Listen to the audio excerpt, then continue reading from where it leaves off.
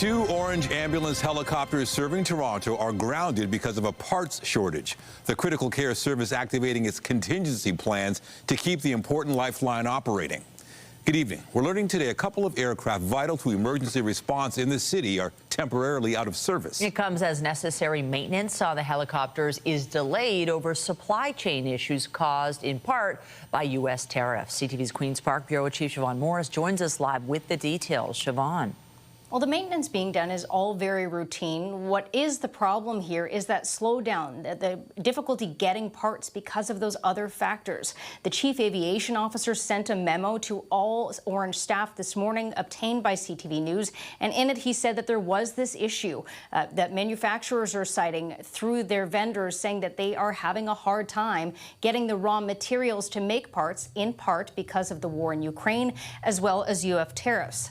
Now, the Ornge Air Ambulance Service has deployed their contingency plan to make sure that there is coverage for Toronto and people who may need help over the next little while. They are redeploying, or they will send out helicopters that are based in other Ontario cities, places like Sudbury or Ottawa. It depends sort of what the needs are at the time, but we do know for the time being, the primary helicopter in Toronto will be down until the 12th of July, so about 48 hours. The secondary helicopter won't be back online until July 18th. I talked to Phil Dirty about all this, and he says the Ornge Air Ambulance has 12 helicopters in its fleet, and taking even one out of the mix really complicates things. There are 7 bases that are serviced by the helicopters, so they have to backfill the position of that helicopters from other bases, which are local bases. So for Toronto, they'd use Sudbury or Ottawa. So the AW139 does require a more frequent maintenance schedule than a fixed-wing airplane, for instance. So there's always 1 aircraft in maintenance or 2 aircraft in maintenance. So with only a fleet of 12, it does have quite a substantial effect. Of course, redeploying helicopters does fix the immediate need, but that could only compound the problem, Dirty explained. He says if you have a helicopter coming in from, say, Ottawa, it's racking up more hours in the air. That means it could be in line for maintenance sooner than it would typically. Reporting live from Queen's Park, I'm Siobhan Morris. Nathan, back to you. Thank you, Siobhan. There's been a major break in the investigation of the murder of 14-year-old Abdul Aziz Sarr. Sarr was stabbed to death Saturday night. A teen has now been charged with first-degree murder. It happened near Eastern and Woodward Avenue, west of Coxwell. CP24 crime specialist Steve Ryan has the details. Toronto police tell us that the city's 19th homicide of the year, which happened on July the 5th near this McDonald's restaurant on Eastern Avenue. Now there is an accused person in custody. On July the 5th, a 14-year-old boy was stabbed to death at this location, and the police were actively searching for a suspect. And we heard today through a media release that on July the 7th, a 16-year-old surrendered to police and is now facing 1 count of first-degree murder. What separates first-degree murder from second-degree murder most often is planning and deliberation. So this certainly does suggest that the police have some evidence that does suggest to them that this murder was planned and there was some sort of deliberation which took place before the stabbing occurred. Active investigation. The police are still looking for witnesses to this occurrence. In the meantime, there is a 16-year-old in custody facing 1 count of first-degree murder. I'll send it back to you. Thank you. York Regional Police say they've arrested a motorcyclist after spotting him traveling at extremely high speeds on GTA roads and highways last week. Based on the driving and how he's passing vehicles, we've got grounds for dangerous, I believe. This video is from the York Police helicopter on Friday. They say they clocked the motorcycle going more than 200 kilometers an hour on Highway 404 at Bloomington Road and on Highway 407. Police say the driver eventually left the bike at a business in Mississauga and took a rideshare vehicle to a home in Richmond Hill where he was arrested. 37-year-old Amir Hassan Monfared is charged with dangerous operation, stunt driving, and driving without insurance. And a truck fire on the 401 led to heavy traffic in the eastbound lanes in Ajax this afternoon. The CTV News chopper spotted smoke just before noon. OPPs say emergency crews responded to the incident just east of Salem. The flames were extinguished and no injuries were reported. Lanes were fully reopened by about 2:45. Also tonight, a horrifying twist in the attack of an 8-year-old girl. The injuries, originally suspected to have been caused by an animal, now allegedly at the hands of a 17-year-old boy. The city is rethinking a plan for dedicated transit lanes on Bathurst and Dufferin streets ahead of the FIFA World Cup next summer. It comes after backlash from local businesses, but now transit advocates say they're disappointed by the change in course. CTV's John Musselman is live with more. John. Well, Nathan, transit advocates are disappointed with this decision, but we did speak to a number of businesses today who say this is the right move. Bathurst Street between Bloor and Eglinton is a busy stretch of road. Cars, buses, streetcars, cyclists, and pedestrians all share this space. To make things more efficient, especially for transit users, the city is proposing priority bus lanes in the north and southbound curb lanes. But the proposal received pushback from area businesses. Signs like these started going up a few months ago, warning that the changes would put them out of business. Our day-to-day lifestyle is going to be uprooted. Now the city is scaling back. In a report to the executive committee next week, city staff are recommending further consideration. And the priority bus lanes are no longer part of the proposal. Transit advocates call it a major disappointment. Transit users shop, and 35,000 people use Bathurst every day, and allowing them to get to their businesses faster can only help, I would expect. Dedicated bus lane is essential for people who need to travel by transit, who can't afford a car or don't feel comfortable riding their bike. Meanwhile, business owners say changing course is the right thing to do. It just takes a little more work and a little bit more time and a little bit more planning. And if the city takes that time and plans a little bit better, I think that they could come up with a really good plan. And I depend on my families to be able to pick up, drop off, pick up. Many of the businesses and buildings on Bathurst and residences have no access to laneways or driveways, so that plays a part into it as well. In a statement, the city says staff recommendations for Bathurst Street south of Bloor will go ahead. On Bathurst Street, streetcar priority lanes are proposed from Bathurst Station to Lakeshore Boulevard West, excluding Nassau to Dundas due to hospital construction.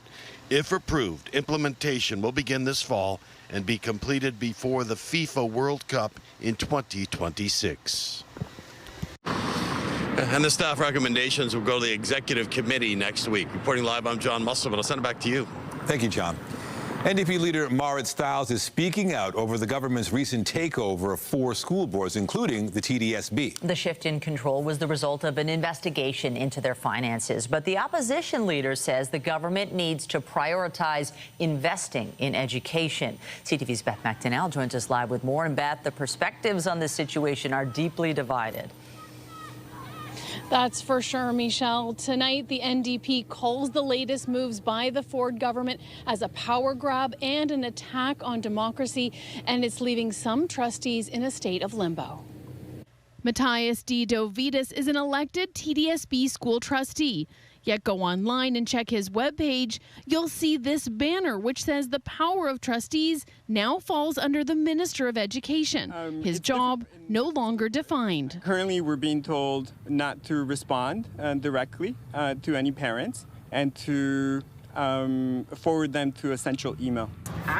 Today, he joined Ontario's leader of the opposition, school union leaders, and parents in calling for investments to education over cuts.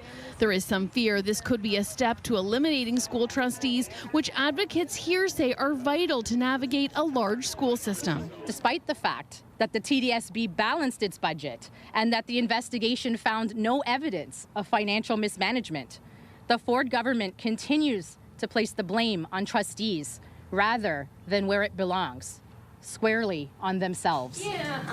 At the end of June, the education minister announced he was taking control of 4 school boards, including the Toronto District School Board, the Toronto Catholic District School Board, and Dufferin Peel Catholic District School Board, and appointed supervisors at each.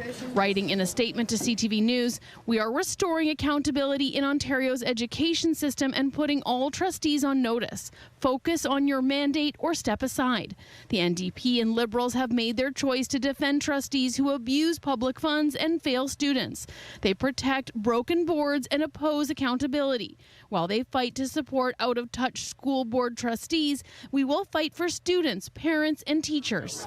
The NDP blames the Conservatives for not investing enough in schools, saying instead, since 2018, funding per student in Ontario has decreased by $1,500. Doug Ford is using his own underfunding to justify a political power grab. And now local schools are being run by inexperienced political insiders. I see parents being pushed to the sidelines in this. Staff are stretched beyond their capacity. And it's our children who are falling through the cracks. The minister says he's focused on listening to parents and teachers about setting students up for success and less concerned about the opinions of trustees that have failed in putting students first. The trustee at today's event says trustees from different boards are being told different things, and so far he hasn't heard from the new supervisor. Reporting live, I'm Beth McDonnell. Nathan, back to you. Thank you, Beth. We have more news in a moment, but first there's a live look at the city this hour. It's a good-looking summer evening. If you have plans tonight, the weather is cooperating. Maybe head out for a walk. Still a little bit humid, but a good night to be outside. Lindsay Morrison is here with a look at how things are right now. Hey, Lindsay. And you know what? We've been tracking a little bit of active weather as well, Nathan. At this hour, we see a little bit of activity for the north end of Brampton, moving over toward the Malton area. Earlier, that cell that made its way through the Markham area and Durham region was under a severe thunderstorm warning, but that has since come to an end. Overall, we are looking at a mostly dry evening. We'll keep an eye on the sky for a quick passing shower. Winds are light. They're coming out of the southeast. Notice the humidity difference between downtown Toronto, where it feels like 35, and Oakville and Ajax, where it feels significantly cooler. Here's our current temperatures and Humidex. Nice evening to hit up a patio. Again, just keep an eye on the sky just in case. And then overnight tonight, we drop to a low of 18 degrees. We'll take you through a rather hot and humid 7-day forecast coming up. For now, though, Michelle, over to you. Thanks, Lindsay. To Eastern Ontario now, where police have charged a 17-year-old boy in connection with a brutal attack on a young girl. CTV's Katie Griffin has the details from Quadville. There is a lot of shock and sadness in this community today. It is a place where everyone knows everyone involved, and many say that makes this even harder. We've seen investigators going door to door, speaking with residents after the news that a 17-year-old boy was charged with attempted murder and sexual assault with a weapon in connection with an attack on an 8-year-old girl. Residents say they're in disbelief. Devastated, heartbroken. I don't know what else to say. It's shocking. I'm numb. A lot of community members are, how can this happen in our community? And how do we understand that we can move forward and make it better for our community? The girl had initially been reported missing the night of June 23rd and was found by the Ontario Provincial Police K-9 unit critically injured a few hours later. Her injuries were so bad, some in the town said it was a miracle she was even alive. Police initially suspected it might have been an animal attack, but didn't rule out human involvement. Yesterday, police announcing that samples taken from the victim's wounds revealed no traces of animal DNA. Investigators can't pigeonhole or just totally tunnel vision an investigation. They have to look at all other aspects. So the investigation continued in many ways. One of them resulted in this 17-year-old being arrested this week and charged. A lot of residents have expressed frustration with police, wanting to have been told more information sooner. Ontario Provincial Police say they recognize there are a lot of questions and concerns from the community, and they will be hosting a town hall on Saturday. Katie Griffin, CTV News, Quadville, Ontario.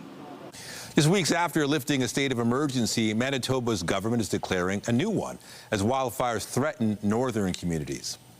The primary reason that we have called this latest state of emergency is because we need access to more facilities to be able to shelter this large number of Manitobans who are being forced to flee their homes due to wildfires. This comes as evacuation orders are in effect in a number of remote communities. Premier Wab Kinew said there isn't enough hotel space to house all evacuees, but they will have access to a soccer center and arena in Winnipeg. The province is also moving forward with an order to have access to the RBC Convention Center. As of noon today, there were 56 active wildfires burning across Saskatchewan. A fire ban has been issued for a large part of the province's northern areas starting today, with warming temperatures continuing to be a concern. The Royal Canadian Air Force held a change of command ceremony in Ottawa today. For the first time in its history, the Air Force has a woman at the helm. Lieutenant General Jamie Spicer-Blanchet took over from Eric Kenney and is now the 22nd commander of the RCAF. Spicer-Blanchet is from Quebec and has served as a Griffin helicopter pilot and a number of command roles, including deputy commander of the Air Force. She was also deployed to UN and NATO peacekeeping tours in Haiti and Bosnia. Alberta is moving ahead with new rules that could see certain books removed from the shelves at school libraries. The province says it's specifically targeting sexually explicit material. This policy gives clear direction for school boards, teachers, and school staff, and provides greater assurances to parents about the kinds of material available to children in school libraries. Alberta's government says this review came after it was made aware of 4 different coming-of-age graphic novels in school libraries in Edmonton and Calgary. Critics have questioned whether the province is targeting books with queer-related content. The education minister says the effort was never about erasing particular narratives from school libraries. Prime Minister McCartney has tasked cabinet members to cut back on spending in their departments with a plan due by the end of the summer. As CTV's Abigail Beeman reports, experts say the cuts are doable, but may come with consequences. I have a simple rule: spend less, invest more. A new promotional video from the Prime Minister addressing what everyone in Ottawa is talking about, the call for big savings. I will balance our operational budget in 3 years. We'll spend what we need to with the money we already have. But neither Mark Carney nor his ministers are talking specifics about potential chopping block targets, with a new goal to save $25 billion annually within the next 3 years. I'm pretty thorough, and I do my homework, and I'm going to do that before I have this type of conversation. That $25 billion is a very large number. The president of the Professional Institute of the Public Service of Canada wants to know more, worried about the possibility of cuts to jobs in Canada's meteorological service, warning of serious weather, for example, or food inspectors warning about food safety. I'm really concerned that, it's not going to be just looking to find people through attrition. It's really going to cut deeply, and I think it really truly will affect service to Canadians. So net, the actual number of public servants might actually stay the same. Sahir Khan of the Institute of Fiscal Studies and Democracy does not expect immediate mass layoffs or impacts to services. He says it's more about reallocation to the new government's new priorities. You're going to see public servants kind of have to go where the money is. So if your area is kind of getting de-emphasized in defense, RCMP, other areas, CBSA are getting emphasized, the money and the jobs are going to go there. The call to cabinet to find savings only went out this week with an end of summer deadline. We'll have to wait until the fall budget to get some serious specifics. And even then, this budget may not tell the full story. It's likely to be a multi-year exercise. Abigail Beeman, CTV News, Ottawa. Meanwhile, the federal government is signaling it's ready to fight back against Washington's threatened 50% tariffs on Canadian copper. This comes as Canada and the U.S. face an approaching deadline to come up with a new trade deal. Here's CTV's senior political correspondent, Mike LeCouture. The Canadian government is digging in on its vow to push back after the U.S. president announced the date for those copper tariffs late yesterday. We'll fight against it, period. A defiant declaration from Canada's industry minister talking about the threat of 50% tariffs on Canadian copper.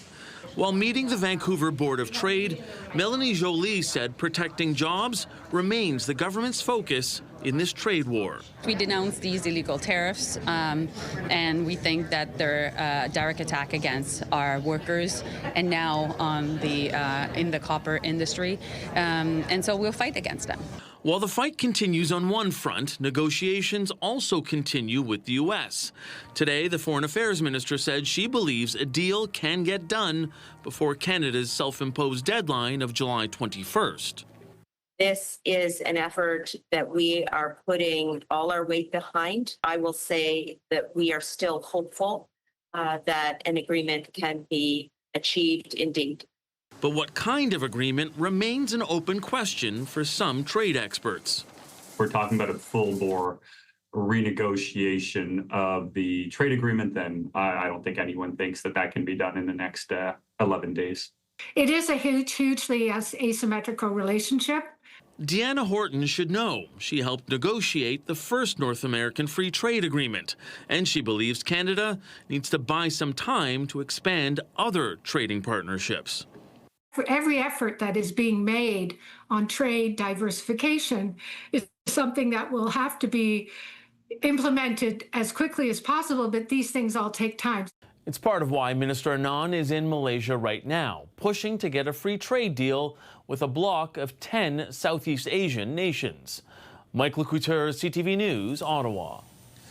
Also today, the federal government said it's extending some temporary changes it made to employment insurance rules back in the spring. They were put in place by the Liberals in response to the trade war with the U.S. They capped the threshold to qualify for EI and let claimants qualify for 4 more weeks of benefits. The goal is to help hard-hit businesses retain workers by reducing hours and compensating them through employment insurance for lost wages. The changes were set to expire on Saturday. Jobs Minister Patty Hydo says that it will extend the cuts until October 11th.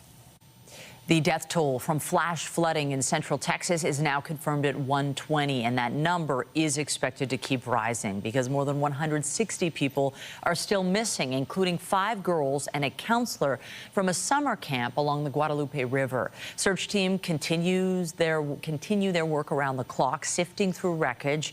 This property is destroyed, cabins have been leveled, and the office there is missing. During a briefing this morning, officials acknowledged an influx of volunteers offering to help out with the search. It's important that we have certified professional search teams out there right now. We have compiled a database of volunteers who have made themselves available, and if and when that time comes that we're able to call upon them, we will be calling upon them. The disaster marks the deadliest inland flooding in the U.S. since 1976. As U.S. President Donald Trump expresses frustration with his Russian counterpart over stalled peace talks with Ukraine, their top diplomats met face-to-face today. Also in Malaysia, the top diplomats of the U.S. and Russia met face-to-face. U.S. Secretary of State Marco Rubio spoke with Russian Foreign Minister Sergei Lavrov. Rubio said it was a frank conversation, and he reinforced Washington's message that Moscow should show more flexibility in seeking to end the war in Ukraine. I echoed what the president has said, both disappointment and frustration at the lack of progress in peace talks or in a path forward. So we'll continue to engage. We shared some ideas and comments, which I'll take back to Washington as early as this evening in terms of calls and reflected, and perhaps there's something to build on there.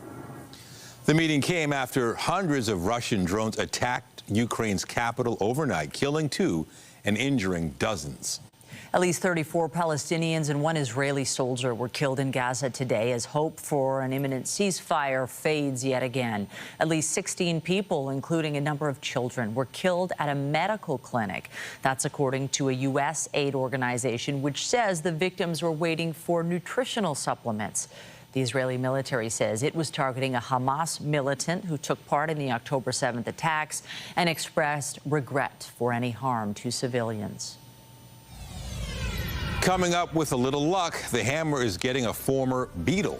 Paul McCartney set to play the opening show at the newly renovated TD Coliseum in Hamilton. I'm Pat Foran. Coming up on Consumer Alert, the summer concert season is well underway with major acts visiting Toronto. If you bought tickets months ago to see your favorite artist, there's a chance tickets to see the same show may have dropped in price. We take a look at ticket price fluctuations. That story is just ahead. Well, it's going to be another hot and humid one tomorrow. 30 degrees in Toronto is going to feel more like 37. And this is just the beginning of what looks to be a bit of a prolonged stretch. Not going to call it a heat wave, but it is something like that. We'll take you through the 7-day forecast coming up. And stay with us. We've got another full night of great shows for you right here on CTV.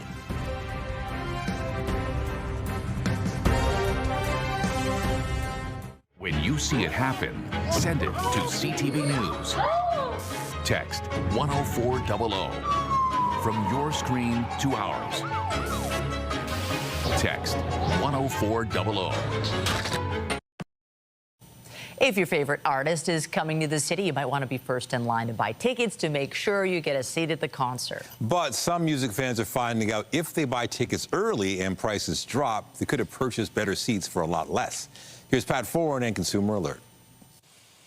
Ticket prices for some concerts have reached all-time highs, and getting seats to see your favorite artist or band is not always easy. Some fans who are able to get tickets early say they've been disappointed to see ticket prices free fall before a concert takes place.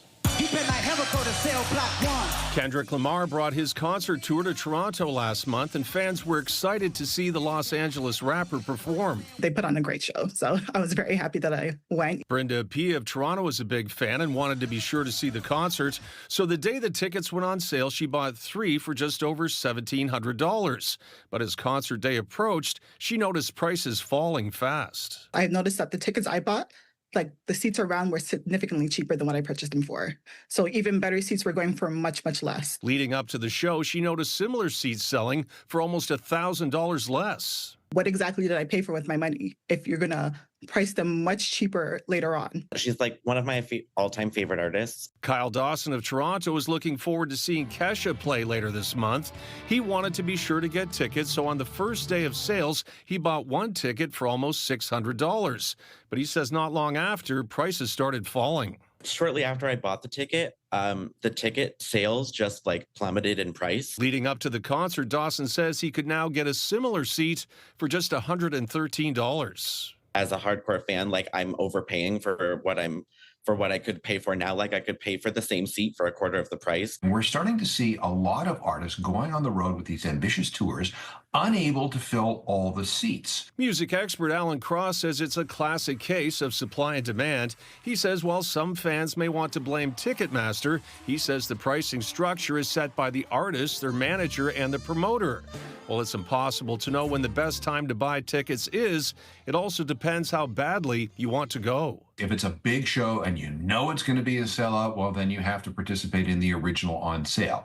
If you're on the fence or you're having cash flow problems early on, you might want to wait. Dawson says now he won't be so quick to buy concert tickets in the future. I've held back buying tickets just because I don't want the same situation to happen again. It can be a gamble buying tickets early or buying them late. For example, if you wanted to go see Coldplay tomorrow night, we checked and their ticket prices have not dropped at all. Many are still selling in the $800 range. On your side, I'm Pat Foran. If you have a consumer story idea, email us at alert@ctv.ca. Metrolinx is apologizing for using artificial intelligence to respond to a complaint about GO train service from Rogers Stadium. A concert goer spoke out on X about being forced to leave the Coldplay concert at the venue early to run and catch the final northbound GO train of the night. GO Transit's account responded by saying, quote, "Sounds like Ange had a dramatic dash to catch that last northbound GO train at 11:13 p.m. That's cutting it close." The Post then shared advice to check train schedules. Metrolinx tells CTV News its social media accounts are run exclusively by employees, but in this case, a vendor under contract did use AI to reply.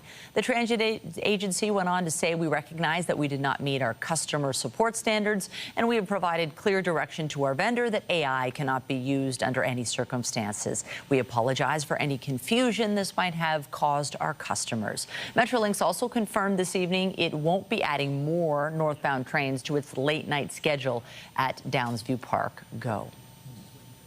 Turning our attention to the weather forecast, and now, wow, we're heading into Friday, tomorrow, and another summer weekend. Don't you think they're flying by?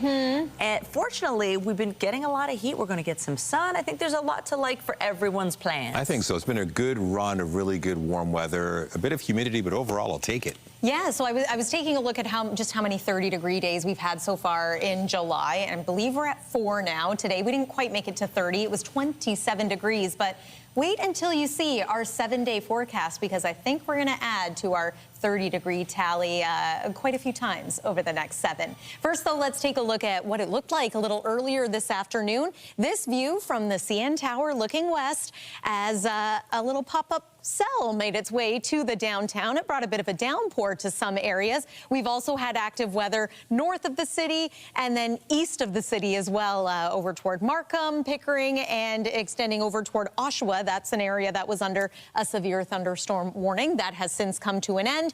We're now just seeing a little bit of shower activity for the north end of Burlington.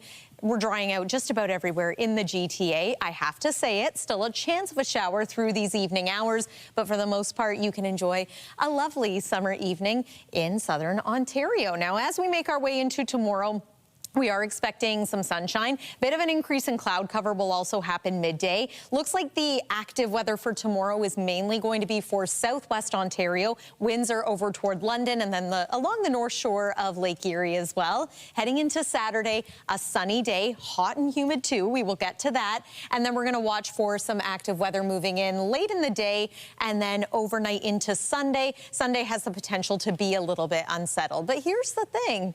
We need the rain, not including anything that we might have seen today at Pearson Airport. July 1st to 9th, we've had less than 2 millimeters of rain. And on average, in the month of July, we see closer to about 75 millimeters. So we've got a little ways to go to catch up to our average. And I think some lawns and gardens are in need of a soaking from Mother Nature. So we'll see what happens. Hey, look at that. We're now at 28 degrees here in Toronto. This is the thing. We're often hitting our warmest point of the day late in the day. The days are still quite long. Lots of daytime heating. 18 is our forecast overnight low tonight. Of course, it does get a little bit cooler after the sun sets. And then tomorrow, so here we go. 30 degrees is going to feel like 37.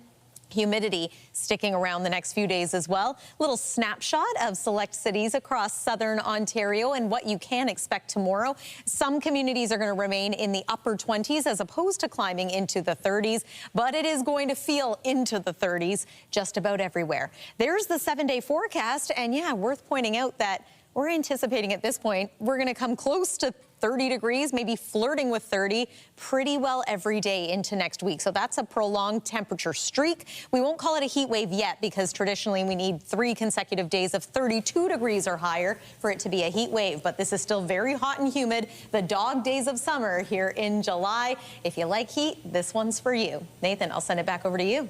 Thank you, Lindsay. Also tonight, are we spinning out of control? The Earth is rotating slightly faster, and scientists are baffled. Is time speeding up? We explain the strange twist and turn. Well, the days are getting a little shorter now that we're past the summer solstice. But yesterday, the actual amount of time in the day was, in fact, less. CTV's Pauline Chan has this explanation. It's nothing a human being could detect, but July 9th was the shortest day since modern records began. The day was shortened by 1.3 milliseconds because the Earth was spinning on its axis just ever so slightly faster than usual. Neuroscientist Sam Yamin explains. There are a lot of different things that change the speed that the Earth rotates. One of them is the gravitational relationship between the Earth and the Moon. The Moon affects the Earth's tidal forces, and she likens it to a figure skater spinning. Pulling their arms inwards towards their axis, that makes them speed up the spin, and that's what happens to the Earth. The development of super-sensitive technology is what allows us to detect these minute changes, in particular the atomic clock. But shorter days have been going on for, well, ages. In the Triassic era, 200 million years ago, the length of a day was 23 hours. And in another 200 million years in the future, it could go up to 25 hours long. And losing a millisecond or more will happen again this summer. On July 22nd, the Earth will lose 1.38 milliseconds of the day because it'll be spinning faster.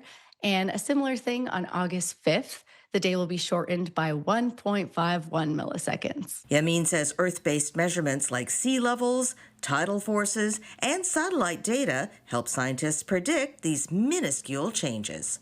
Pauline Chan, CTV News. A rock and roll legend is set to return to the GTA. But Paul McCartney isn't coming to Toronto. He's bringing his latest tour to Hamilton, where he'll open a multi-million-dollar renovated arena. CTV's Andrea Case reports.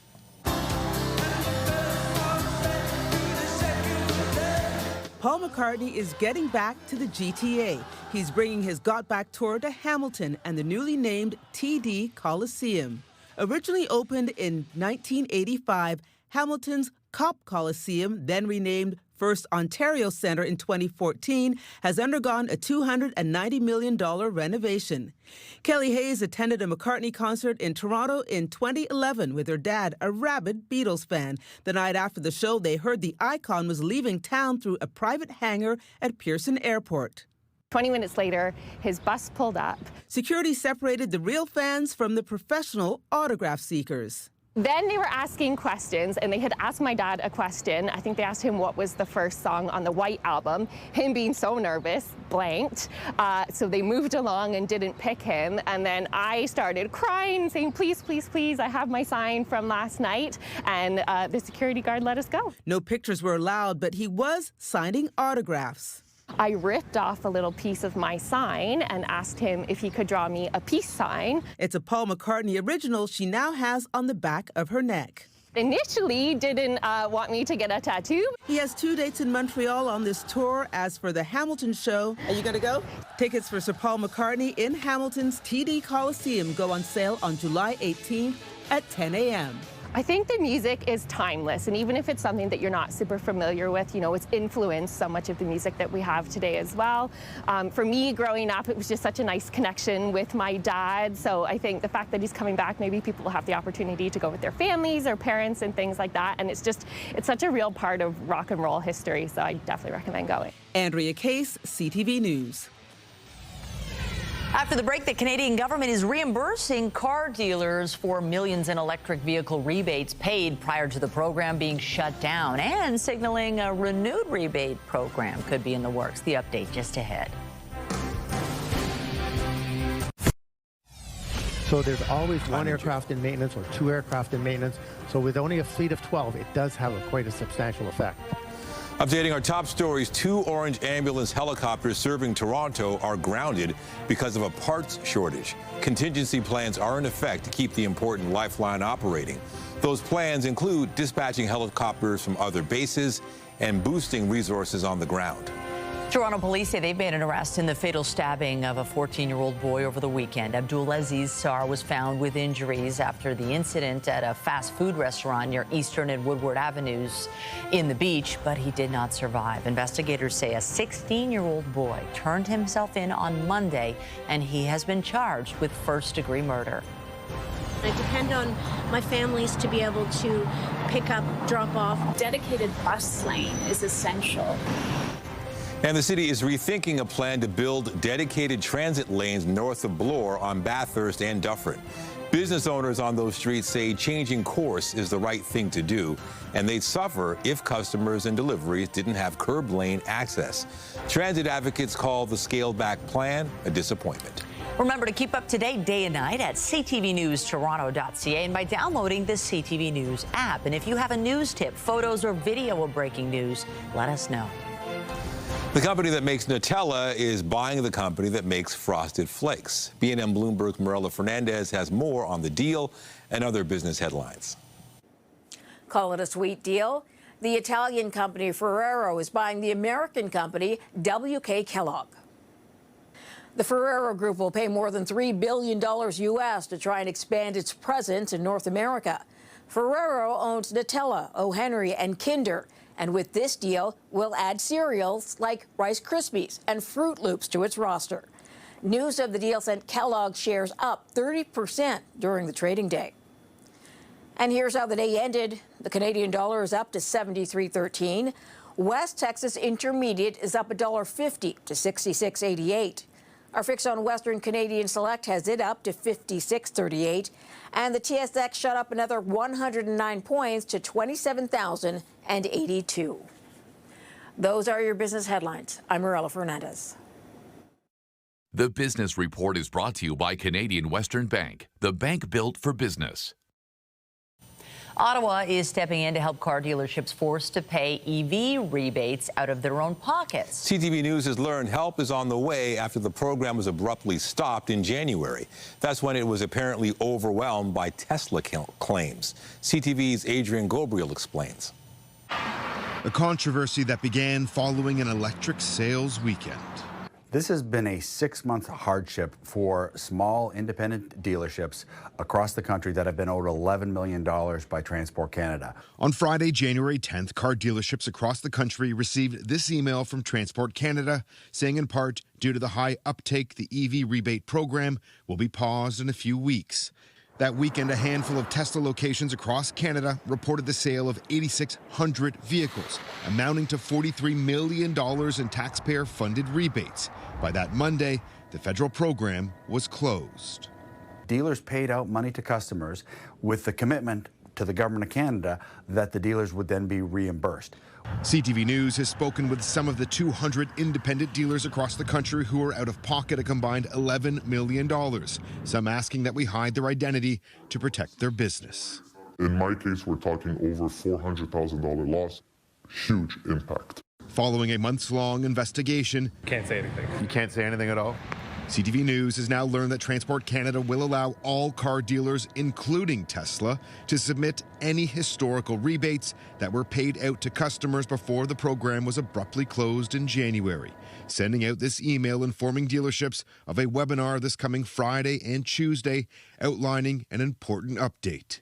Transport Canada has also told CTV News they're looking at starting a new program, saying in an email that they're looking at ways to reintroduce a purchase incentive worth up to $5,000 that supports Canadian workers, strengthens our domestic supply chains, and reflects the times we're in. I think we're going to see a renewed rebate program, and it's going to have some filters there that say the qualifying vehicles either are made in Canada or have substantial content from Canada. There isn't one Tesla production plant in Canada. Canada's Automotive Parts Manufacturers Association is also calling on Ottawa to scrap the GST on all made-in-Canada vehicles, not just offer incentives for EVs. That's something the Conservatives campaigned on during the last federal election. Adrian Gobriel, CTV News, Toronto. The Blue Jays' winning streak may have come to an end yesterday, but young players are still finding inspiration from the pros. CTV's Sean Leathong paid a visit to a North Toronto girls' baseball camp, honing skills and teaching the importance of hard work. At North Toronto girls' baseball camp, players are excited to play. And when asked about the Blue Jays' win streak, I think it was good until last night. It's okay because they were on a really high roll, and I think they're in first place right now. I'm looking forward to watching them win more. 1-2. The Jays falling to the White Sox yesterday afternoon ends the team's 10-game win streak, just one shy of a franchise record. But at this camp, Coach Aaron Jones uses the Jays' loss as a teaching moment. All streaks got to come to an end, and when we really focus on ending the streak, nothing positive comes out of that. Let's talk about how long that streak was to begin with and how hard they worked to get that far. The 10-game streak saw the Jays move into first place in the American League East, something the team hasn't done this late in the season since 2016. But the lesson for these young players is how the team worked together to make it happen. And any sports player will tell you, or at least a team sports players will tell you, that's the #1 important thing. Don't play for yourself, you're playing for the team. And while the Blue Jays' success is certainly adding to the excitement here on the field, many of these players say that what brings them here is a sense of community. Many of the players here say there's a different feeling to an all-girls baseball camp. I like how they support each other even if they're on different teams. I think girls do cheer more. Yes! Each at-bat is supported by all players, regardless of skill level. As Jones says, these girls are competing with each other and any negative stigma surrounding girls playing the game. There's a lot of support going on because I think they all know what it's like to be fighting that stigma in general. So while the pros may have lost yesterday, their teamwork is influencing these players today. Sean Leathong, CTV News. Just ahead, protecting endangered species while balancing the ecosystem. The Toronto Zoo releases more than 50 turtles into the wild. Details on the 20-year conservation effort. Get Toronto's top stories, breaking news alerts, and watch live. Download the CTV News app. The Toronto Zoo says it took a major step in its animal conservation efforts this week. It happened in Rouge National Park, where experts have been working to reintroduce an endangered species of turtle.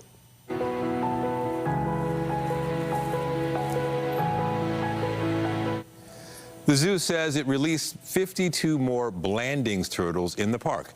That brought the total number of turtles released over the last 12 years to nearly 800. Historically, the park was home to the species, but back in the 90s, fewer than 10 adult turtles were found in the area.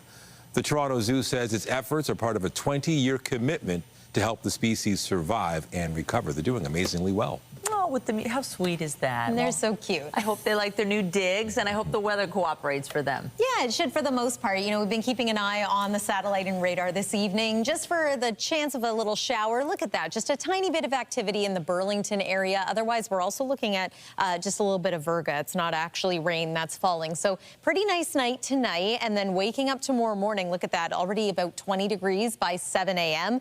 Tomorrow's not an overly hot day, but we are expected to hit 30 degrees. You know, we've had a warm summer when suddenly 30 degrees isn't an overly hot day. 9 is our number on the UV index for tomorrow. So even though we anticipate a bit of an increase in cloud cover, don't forget your sun protection. The weekend looks hot, a little unsettled Saturday night and into Sunday. And then that 30-degree weather stretch continues into next week. Michelle and Nathan. Thanks, Lindsay.